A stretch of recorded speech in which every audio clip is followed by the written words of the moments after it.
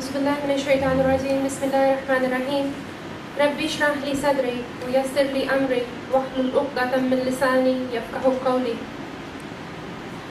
The topic of my today's presentation is Revivification of Educational Thought, Education System, a lifelong struggle of Bediuzzaman Said Nursi. And I want to brief few points before starting my presentation.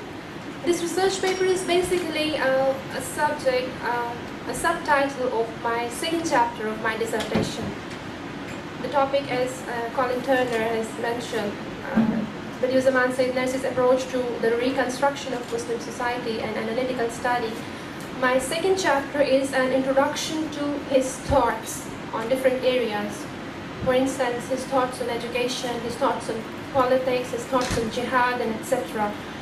So I have prepared this research paper based on that title. I have made few changes. I have included introduction and conclusion, and all the content is as it is.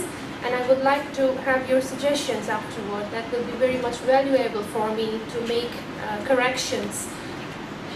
So this is the structure of the research paper. First, I will briefly introduce the background. What events made Said Nursi to think about the revival of education system, and then what were the conditions of the education system at his time in Ottoman society. And Nursi presented a petition in the court of Sultan Abdul Hamid II. I will just in few words I will explain. Then what he suggested and what were his ideas about education. I have divided it into 4 categories.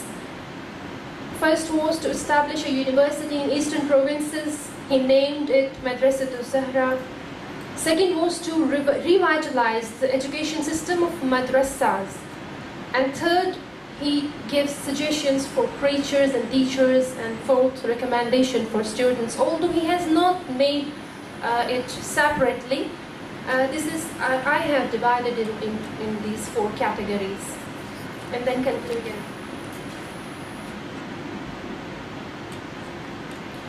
Alright. When Said Nursi started his education, he started at the age of 9. And his biographers relate that he could not stay at any madrasa for a long time. And he kept on moving from one madrasa to the other restlessly, and finally he had a dream. He saw Prophet Muhammad ﷺ in his dream, and he asked him for knowledge, and Prophet replied that knowledge will be given, knowledge of Quran will be given to you if you will not ask question to anyone of my nation. And then he seriously started effort for acquiring knowledge. He went to the madrasa of Sheikh Jalali in Bayezid, and he completed all the course in just 3 months, which usually people used to take 15 to 20 years to complete the whole course. So it was on one hand a distinguishing quality of Said Nursi, and there is also an indication that he selected a few texts. He did not study all the explanations and commentaries. Rather, he selected text and he studied in this way. And when his teacher asked him, why you are doing so? His reply is very important. His reply gave us the clue that he was not satisfied with the education system of that time, even in his very young age. He says, the treasures of learning you control in a strong box, you have its key. He's talking with his teacher. What I need is a clue to its contents. I will choose whatever I find appropriate. Sharif Madin and Shukran Wahidi both connects his reply to his feeling of the reform of education system. Shukran Wahidi says he was finding the long drawn curriculum so cumbersome, and he needed to point out the need for reform in madrasa education and to prevent time being wasted through the inclusion of so many commentaries, annotations, and expositions. So, although he foresighted the problem in his young age, in his very early age, but later his stay in Van is very important in this perspective. He stayed in Van for almost 12 years with few intervals, and there he stayed at the residence of Tahir Pasha, who was the governor of Van. And let me tell you the condition at his residence. Tahir Pasha was very fond of knowledge, and he used to arrange debates, and his house was very much attractive and a center for the people of government officials and the intellectuals, and especially teachers of modern secular schools. They used to gather there, and they used to discuss different aspects of modern sciences, different developments, the conditions of Ottoman Empire, the condition of international world. So, he also had a library. But Tahir Pasha also had a library in his house, which was full of latest modern books. And Sayyid Nursi realized that what is the problem basically. He realized that Tanzimat and westernization had what harms these have created. And he felt that the theology, Ilm al-Kalam, that was insufficient to reply the criticism of attacks to Islam. And he also decided to, or he suggested to revive the Ilm al-Kalam according to the modern age, who could reply the attacks or criticism in modern settings. So he also decided to study all the modern sciences. He studied almost 90 works according to Shukran Wahidi, which includes mathematics, geography, physics, chemistry, geology, and a number of works were there. And most amazingly, he studied all these works or subjects without the help of any instructor, which is very amazing. Sorry, Shumaila, can I just point out that 1980 there is 1890, as you probably have done. In Van. Oh, 1880. I'm sorry, mistake. Okay.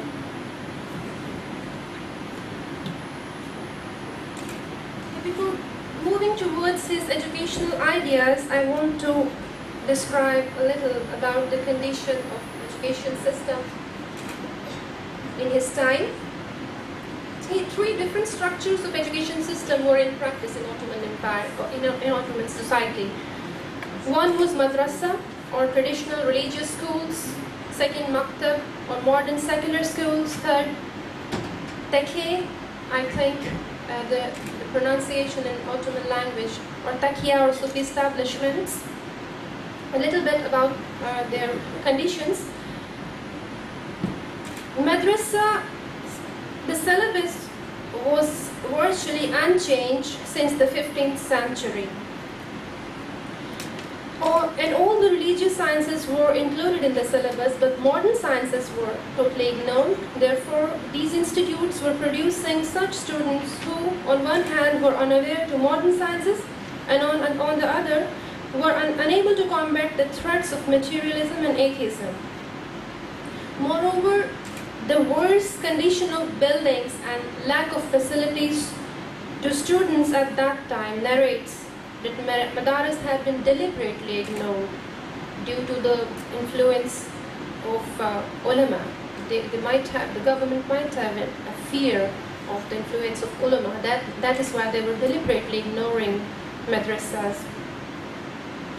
However, the situation of madrasa in eastern Anatolia, the region where Sayyid Nursi grew up and he acquired his education, the education system to some extent the condition was better at that region. Because of the influence of Naqshbandi and Khalidi order, I have not given here the details.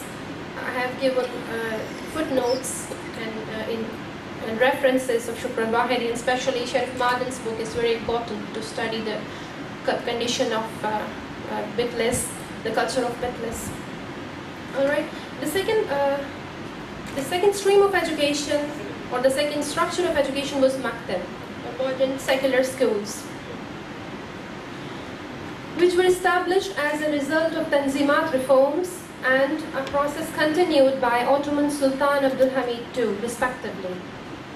The focus of this education system was reversed to classical madrasa, and which was particularly on modern sciences, where religion sciences were ignored, and rather the attitude toward religion was to an extent hostile.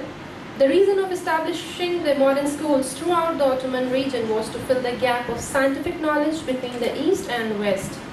And for this purpose, students were also sent to Europe, especially to France, to pursue their studies. And original or translated works of European philosophers and scientists were also being included in the curriculum. Due to this whole process, a tiny but effective pro-Western Turkish elite emerged in Ottoman Empire, who was deeply impressed by biological, materialist and Darwinist science, and was occupied with popular materialist literature, and resultantly they began to believe that religion was a matter which is outdated. Whereas the third structure was taqiyya or taqiyya. It was a moral mode of education that was very influential. I could not get much detail of this structure. I would like to request you if you can provide me some references to read this mode of education in Ottoman society. So these were the three different structures or streams of education which were in practice. Under these circumstances, Said Nursi felt this necessity for educational reforms because he was of the view that if Ottomans had been unable to achieve advances in science, it was due to the existence of these three different dimensions of education system or streams of education system in Turkey. And the only way to bring back creativity was to introduce religious studies in secular schools, to add the study of science to the program of madrasa, and to bring competent ulama into taqiyya or Sufi establishments. This was the only solution to save students of secular schools from becoming atheists and students of madrasa from becoming fanatics.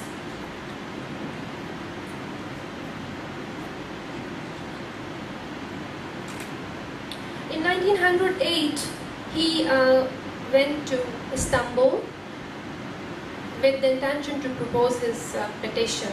Shukran Wahidi, according to Shukran Wahidi, although Sharif Madin relates another reason for his visit to Istanbul, he presented this petition to the court of Sultan Abdul Hamid, and this petition was later printed into a newspaper. It was published. But this time, he could not get the positive response. Rather, he was arrested and he was sent to the mental hospital. And his conversation with the doctor, it's a very detailed account on his educational ideas, which is included in his book, Munazirat, which is not translated into English, but Shukran Wahidi has explained in her book, the author, in both books, Islam in Modern Turkey and the author of the Risale-i.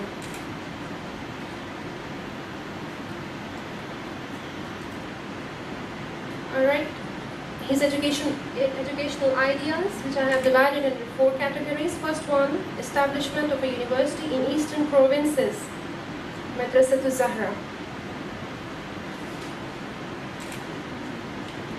He proposed to establish a university in 3 different areas of eastern provinces of Ottoman Empire.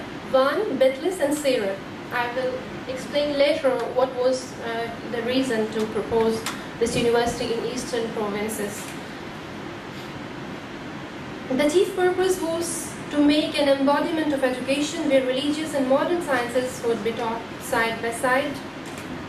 In the petition, Nursi first acknowledged the efforts of government on opening up the schools in eastern provinces in order to support local people to be in harmony with the age of progress and competition. But he also criticized that the teacher in those schools, they cannot speak Kurdish.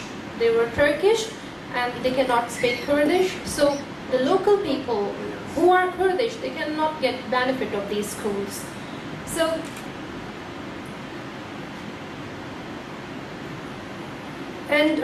he proposed to avoid these. He drew the attention of government toward another threat, that an internal factional strife among the tribes can be it can be blown. So they should do their effort to avoid this. So Nursi proposed to establish this university in the eastern provinces, which were the center of different tribes. He proposed each should have at least 50 students, and their means of subsistence should be provided by illustrious government, and gradually, as a result of its unique value, it would in time gain financial independence. Sayyid Nursi also gives special attention on the language of Madrasatul Zahra. He proposed it should be trilingual: Arabic, Kurdish, and Turkish. And he also proposed or suggested that Kurdish scholars should be selected as teachers, because due to him it was necessary to take into account the capacity and cultural level of the community that they were to serve. Moreover, such Kurdish scholars should be selected who know both religious and modern sciences, as well as who are trusted by Kurd and Turks both. And further recommendations for proposed university comprises to establish branches of specialization in addition to joint teaching, and next the field of employment for those graduating, and they should have equal rights and opportunities with those graduating from other universities. And teacher training schools should also be centered in this university. Alright, why he wished to establish this university in eastern provinces? Because of its geographical location. He said, Al-Azhar University is a universal madrasa in Africa. However, Asia is much larger than Africa. So it should have a place of learning, an Islamic university which is that much bigger, so that negative racialism should not corrupt the Muslim peoples. And now a little bit about his lifelong struggle for Madrasatul Zahra.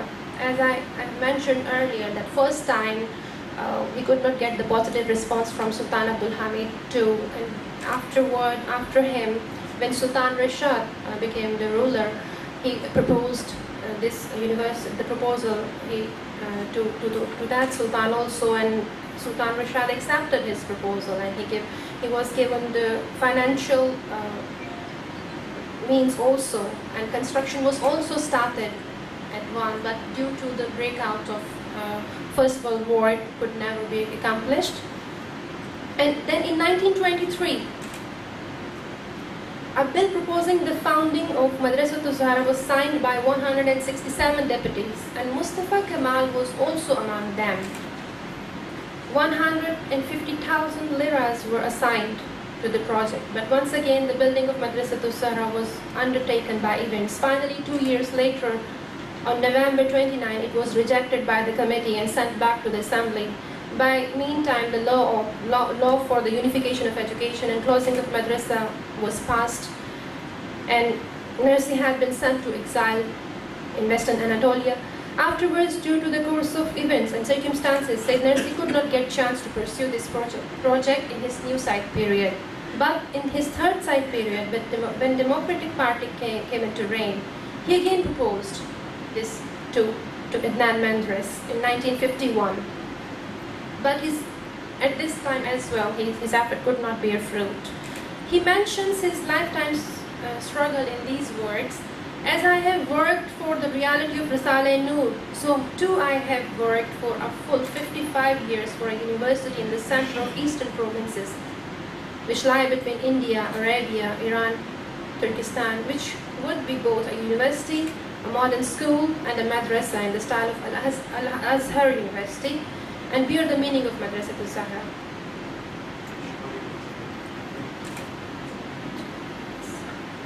Can you give me a little more?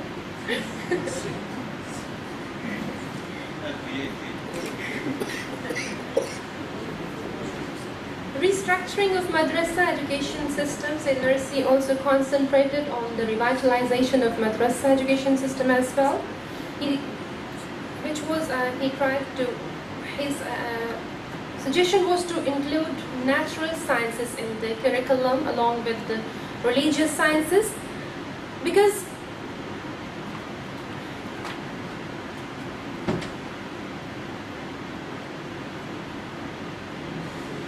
the unchanged madrasa curriculum and unawareness of the modern developments in sciences resulted into the emergence of such scholars who believed, together with Europeans, that there was a clash and contradiction between Islam and modern sciences. For instance, the matter regarding spherical shape of earth. At that time, Muslim scholars believed that to accept the scientific fact of earth being round-shaped opposed many truths of religion. Eventually, this concept had created hopelessness. Nursi disapproved this conflict between Islam and modern findings of science about the shape of earth. Moreover, he held madrasa education responsible for this external conflict. He stated this can no longer be so, and religious schools should truly need to be revitalized. His another suggestion was to apply the rule of division of labor and system of multi-faculty instead of single faculty, which means that only expert of subject should teach the particular subject, and there should be a combination of different experts under one institution. And primary and exalted sciences should be given more priority instead of instrumental sciences. He said the grammatical analysis of Arabic texts has conquered minds, with the result that the study and knowledge of the primary or basic sciences, for example, Quran, Hadith, and jurisprudence, have been considerably neglected. And what he suggests for preachers, he strongly recommends preachers for few, they should keep in mind while teaching, they should prove whatever they claim. Because in this age of skepticism, blind imitation can no longer exist. So they should have strong proofs, and they should not take people into the former times. Rather, they should consider them in the modern time, according to modern settings. They should deal them. And an important point, by differing from one thing and encouraging another, they reduce the value of something else more important. For example, they say that to perform 2 rakats of prayer at night is like circumambulating the Kaaba. This is an example. And another suggestion, he supports the debate and exchange of ideas among students. He strongly recommends preachers they should appreciate students for debate and exchange of ideas, because he named it the blind imitation scholastic despotism. And due to the short time, I am going to the next point, recommendation for students. He suggests students for the active participation in lively debates, and another important thing, he suggests them for the specialization in the non-religious sciences as well.